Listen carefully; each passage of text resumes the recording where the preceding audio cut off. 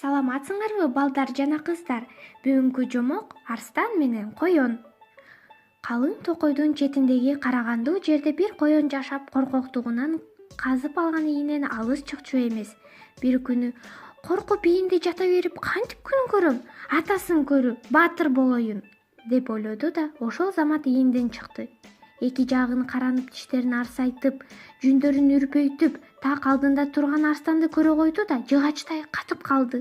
Арстан коёндун жанына келип: "Бакыраң көзүм, колго түштүң, эми сени жейм" деп тиштерин кычыратты. Коён эсин жийип, кантип кутулуштун аргасын издеди. Акыры арстанга: "Жесең мейли, бирок айта турган сырым бар" деди. "Анда тезирээк айт".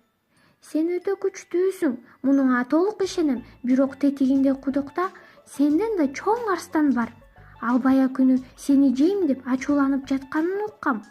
Болболо ошого бир беттешип көр, күчүңдү көзүм көрүп калсын. Мени анан жебейсиңби? Эч кайда качпайм, сырттамын".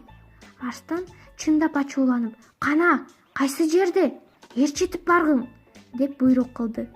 Коён арстанды терең кудукка ээрчитип барып: "Ушул кудукта, өзүң карап көр" деди.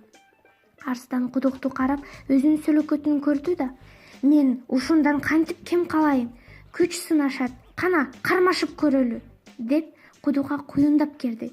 Сууга барып шалп эткенде гана өлөрүн билди.